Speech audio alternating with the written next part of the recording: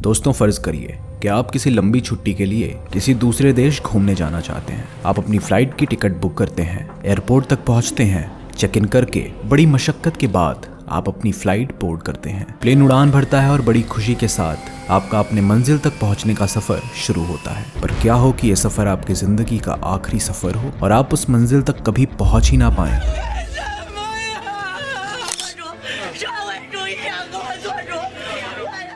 कुछ ऐसा ही हुआ था 2014 में बोइंग 777 के फ्लाइट MH370 के साथ, जब 239 पैसेंजर्स से भरा ये विमान अपनी मंजिल तक पहुंचने से पहले ही हवा में ही लापता हो गया।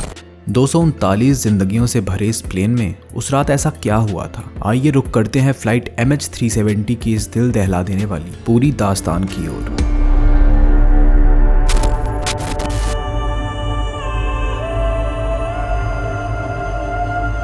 कुआलालंपुर इंटरनेशनल एयरपोर्ट, मार्च 8, 2014, 12:42। टर्मिनल के अंदर यात्री अपनी अपनी उड़ानों का इंतजार कर रहे होते हैं। कैप्टन जहरी अहमद शाह और को पायलट फैबिक Abdul Hamid safety instructions passengers को समझा चुके होते हैं। यह दोनों MH370 के पायलट हैं। MH370 एक मलेशियन फ्लाइट थी। ये कुआलालंपुर इंटरनेशनल एयरपोर्ट से उड़ान भरने की परमिशन का इंतजार कर रही थी। इसकी मंजिल चीन का बीजिंग शहर था। यह इस फ्लाइट का सामान्य रास्ता है। फ्लाइट में 227 पैसेंजर्स, 10 अटेंडेंट और 2 पायलट्स को लेकर कुल 239 लोग थे। 53 वर्षीय पायलट जहरी अहमद शाह सीनियर पायलट्स में से एक थे। MH370 फ्लाइट जैसी फ्लाइट के लिए जहरी 1998 से कैप्टन थे। साथ ही उन्हें 16,000 घंटे तक की उड़ान भरने का एक्सपीरियंस भी था। दूसरी तरफ फर्स्ट ऑफिसर फारिक अब्दुल हमीद 27 साल के थे और उनके लिए ये एक ट्रेनिंग फ्लाइट थी। इस ट्रेनिंग फ्लाइट के बाद वे एक सर्टिफाइड पायलट बन सकते थे। फ्लाइट को उड़ान भरने की अनुमति मिल जाती है।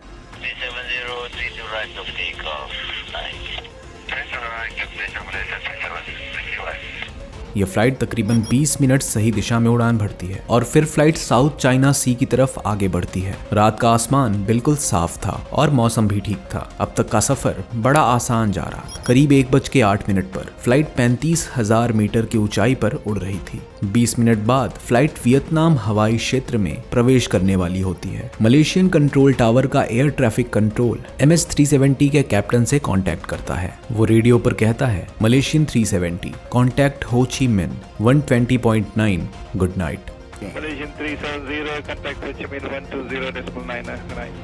जवाब में कैप्टन जहरी भी कहते हैं, गुड नाइट मलेशियन 370।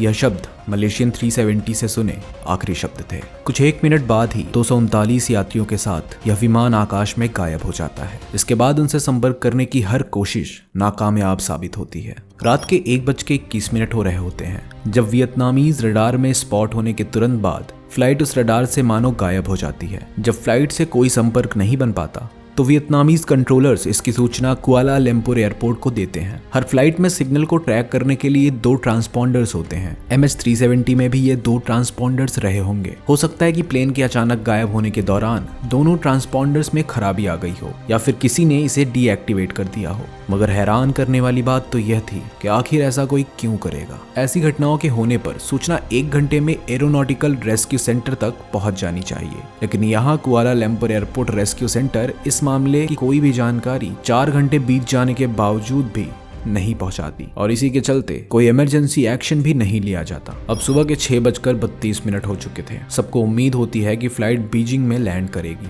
एयरपोर्ट के बोर्ड में यह चेतावनी आती है कि फ्लाइट लैंड होने में अभी और वक्त लगेगा। पर कुछ ही देर में यह सूचना मिलती है कि MH370 गायब हो चुका है।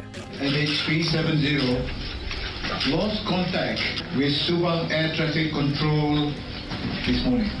यह खबर सुनते ही यात्रियों के घर वालों और बीजिंग एयरपोर्ट पे इंतजार कर रहे लोगों के पैरों तले जमीन खिसक जाती है। अब प्लेन ढूंढने की तलाश साउथ चाइना सी से शुरू होती है, जो मलेशिया के ठीक पास और उसके और बीजिंग के रास्ते के बीच में पड़ता है। अब जो खोज शुरू होती है वो एविएशन के इतिहास की सबसे महंगी खोज होती है, जिसमें 7 देशों से 34 जहाज और 28 विमान MH370 की तलाश में भेज दिए जाते हैं। यह सर्च अभियान अंतर्राष्ट्रीय सरकारों के प्रयास से शुरू होता है। सभी टीम्स सुबह से शाम तक विमान की तलाश शुरू कर देती हैं। ये टीम्स साउथ चाइना सी में खोज करती हैं, क्योंकि यहाँ से प्लेन के गायब होने का अंदाजा लगाया जा रहा था। इतनी बड़े पैमाने में ये तलाश अंतर्राष्ट्रीय सरकारों के प्रयासों से शुरू हुई थी। 4 दिन बाद यानी 12 मार्च 2014 को रिसर्च टीम्स के पास एक नया डेटा आता है। नया डेटा से पता चलता है कि भले ही MH370 सिविल रडार से गायब हो गया हो, लेकिन ये मिलिट्री रडार से बच नहीं सकता। मिलिट्री रडार्स बहुत शक्तिशाली होते हैं, क्योंकि ये सिविल रडार्स जितना ट्रांसपॉन्डर्स पे निर्भर नहीं करते। तो अगर ये प्लेन सिविल रडार से गायब हो गया है, पर फिर भी मिलिट्री रडार से जरूर इसका कुछ पता चल सकता है, और होता भी कुछ ऐसा ही है। मिलिट्री रडार के डेटा के बाहर आने पर हर कोई हैरान रह जाता है। मिलिट्री डेटा के हिसाब से ये प्लेन आखिरी बार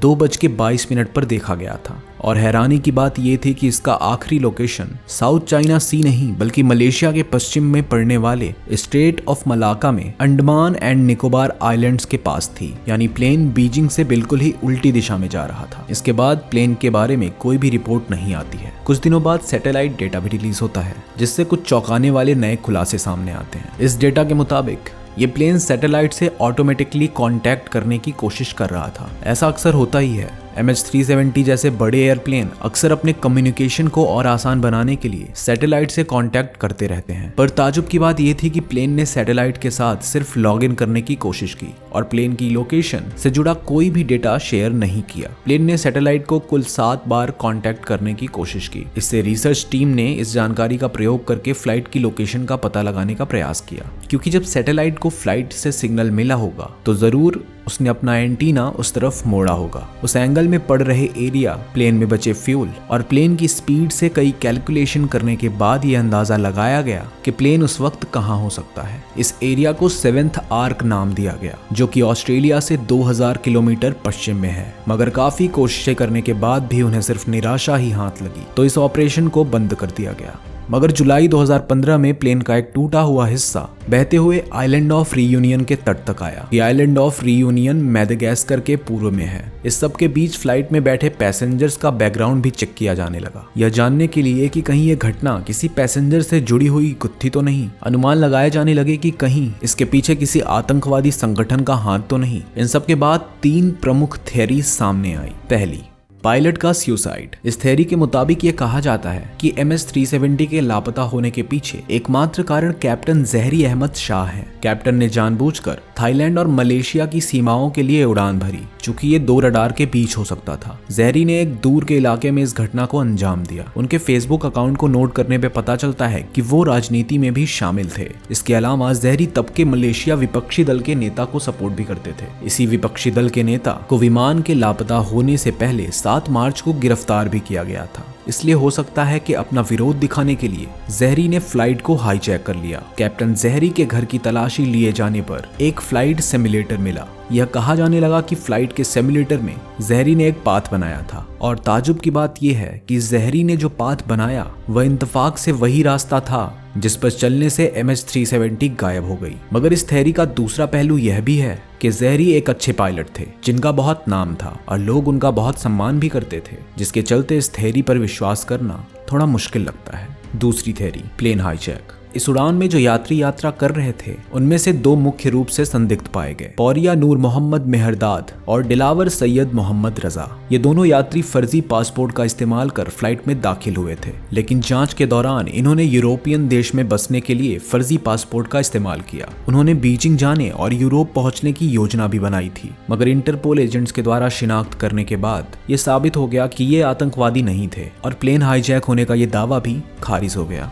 थ्योरी नंबर 3, टेक्निकल फॉल्ट। इस थ्योरी के मुताबिक कॉकपिट में शायद कोई मेलफंक्शन के चलते फ्लाइट के किसी सिस्टम ने काम करना बंद कर दिया हो और ऑक्सीजन की कमी के कारण फ्लाइट में बैठे पायलट्स और पैसेंजर्स बेहोश हो गए हों। पायलट्स के बेहोश होने के बाद शायद फ्लाइट खुद ब खुद ऑटो पायलट मोड में चलने लगी होगी। फ्लाइट तब तक हवा में उड़ती रही होगी जब तक उसका पूरा फ्यूल पूरी तरह से खत्म नहीं हो गया होगा और आखिरकार अंत में निष्क्रिय होकर समंदर के बीचों बीच डूब गई होगी। आखिरकार 2022 की शुरुआत एक खुशखबरी के साथ हुई। MH370 के लापता होने के 8 साल बाद ब्रिटेन के रिचर्ड गॉडफ्रे नाम के एक रिटायर्ड एरोस्पेस इंजीनियर ने यह दावा किया कि उन्हें मालूम है कि यह जहाज कहां हो सकता है। उन्होंने रेडियो वेव्स से ये पता लगाया है कि आज के दिन MH370 7th आर्क पर ही पानी के 4 किलोमीटर नीचे है। बाद में एक ड्रिफ्ट एनालिसिस भी की गई, जिसके हिसाब से प्लेन अगर उसी एरिया में कहीं डूबा होता तो ओशियन करंट्स के साथ उसके टुकड़े कुछ स्पेसिफिक जगहों पर बहकर चले गए होंगे। कुछ टुकड़े मेडागास्कर